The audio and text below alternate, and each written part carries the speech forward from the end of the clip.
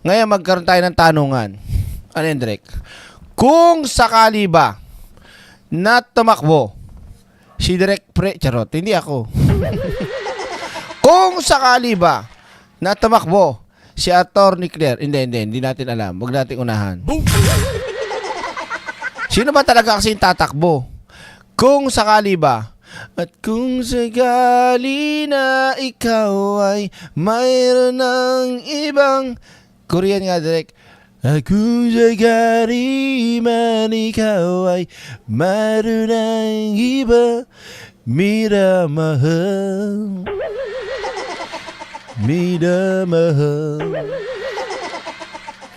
At kung sakali magdusa, ako'y lagi magdidi, maghirap man o maginagpit. Ano ba yung Korean ba yan o ano? Sabog. Boom!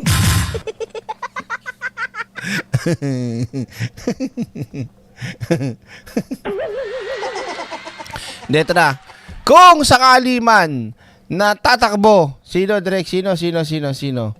Oh, wait lang. Wait lang.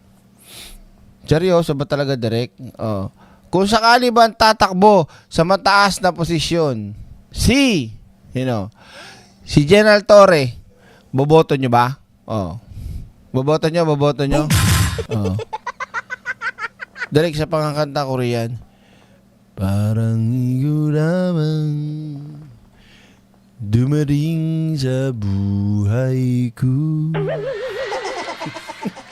Ikaw na nga ang hinaharap ng puso, ay siyang nabibigay ng saya. Oh, bakit binabas? Charot naman, no? Ito, ayan. Kung sakali daw natatakbo sa mataas na posisyon, tawag dito, si General Torre, boboto nyo ba? Oh, type yes at type no. Yan lang ang pagpipilian. Pasok mo, ate. Sa puntong ito, makakausap natin sa linya ng telepono ang General Manager ng Metropolitan Manila Development Authority or MMDA, si General Nicolas Torre III. Oh. Magandang hapon po, General Torre, and welcome back sa Arangkada Balita. Magandang hapon, ma'am, at magandang hapon sa inyong mga tagapakinig. Well, General, tanong ko muna kung kumusta na ang inyong mga unang linggo bilang General Manager ng MMDA? Well, exciting, challenging, at talagang we're looking forward. I'm looking forward na makadeliver sa mga expectations ng ating mga kababayan. And General, paano makakatulong kaya yung pagiging pulis nyo dyan sa bago nyong posisyon bilang General Manager po? Una-una, sir, good afternoon din sa inyo. Good afternoon.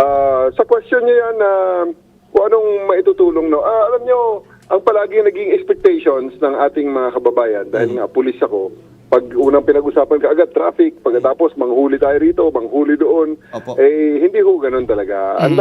Lingid sa, or alam naman ng ating mga kababayan, sa planning level sa management level ng pagpupulis, kasama na rin diyan yung i-examine ng data at paghahanap ng solusyon based on this data. So, palagi ho yan. Ang pulis kasi, palaging pag may operation, ang unang tinitingnan agad yung SMEAC. SMEAC ang tawag namin yan.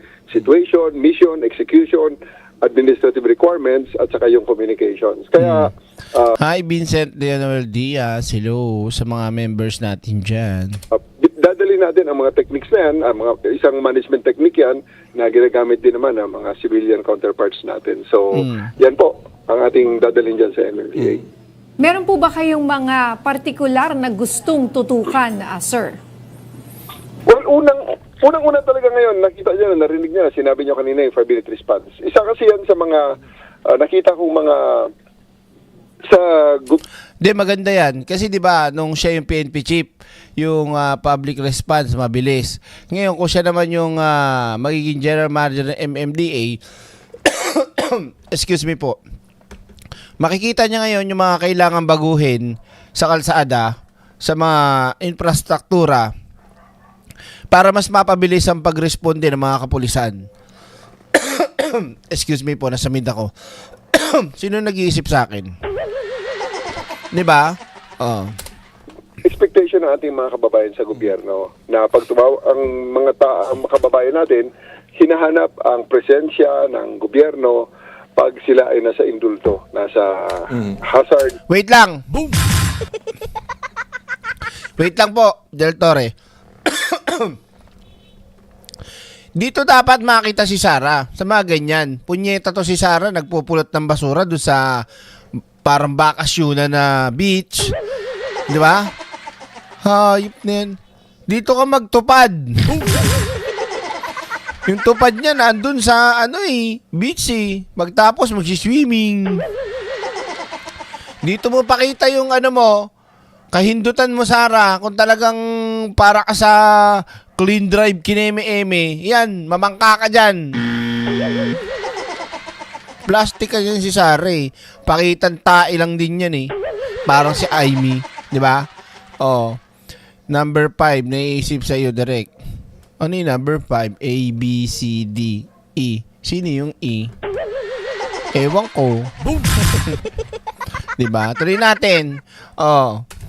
Nasa isang crisis or kahit na simple lang na may aksidenteng na kahit na maliit na aksidente na nagkukos ng traffic. Yan. Gusto ng ating mga kababayan na respondihan kagad ng ating mga kababayan. Kaya ibibigay natin sa kanila yan. Oo. Bibilisan natin ang pagdating sa kanila para ang mukha ng gobyerno ay kanilang makita kagad. Okay. Sir, General, ganito na lang, no? May naging issue nga actually nung, I think the other day, ako pa mismo yung nagbasa na sinasabi nga na nag-retire na daw po kayo, yung optional retirement. Pero kahapon, may isa pang news item na sinasabi nyo po na hindi naman po talaga kayo, wala kayong pinirmahan na optional retirement. Ano po ba talaga yung issue tungkol po doon? Anong katotohanan doon? Sir, ang sabi ng inyong coordinator kanina, ang pag-uusapan natin ay ang okay. MMDA. Okay, Dahil po sa bagay na yan, ay nagsalita na po ang Palasyo through Claire Castro. Iwanan na po natin ang issue na yan. At Okay. kung ano man ang inyong itatanong, ay nod na lang sa aking mga boss. Pwede po. Okay, sir. Okay, so Okay. hindi pa sure Hindi kung pa ano sure. pa. Pero sir, kumbaga sabi naman pwede pa rin bilang pulis at nandiyan kayo sa bagong posisyon nyo. Wala naman po magiging problema po doon. Tama Oo po. naman. Walang Kung Ako po sakali. nagtatrabaho ngayon bilang manager general manager ng MMDA. At ito ay utos ng ating Pangulo.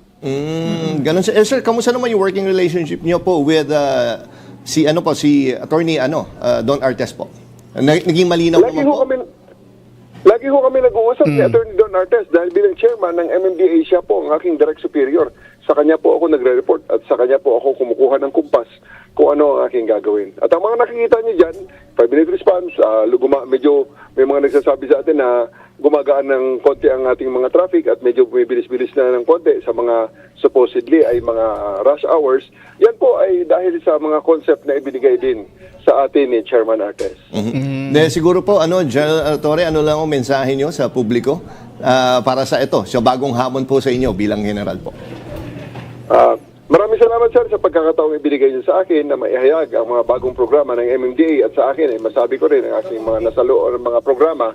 Sa ngayon po, ang MMDA, your MMDA is working for you in Metro Manila at pwede niyo kaming matawagan sa Metro Base 136. Dahil lang po sa telepono 136, may mga telepono po na nangangailangan ng 02. Pero pag kayo tumawag dyan, may sasagot pong operator sa inyo within 15 seconds at magbibigay po kami ng reaksyon ng responde sa inyo kung yan ay aksidente sa kalsada within 5 minutes at pagkatapos, in 10 minutes, i-clear po natin, tapusin natin yung ating usapin dyan sa kalsada para hindi na tayo makaabala sa daloy ng trapiko. Kailan po mag-uumpisa ito, General Torre? O nag-umpisa Ikaw, gusto mo ngayon na ba Charot lang ate, joke lang.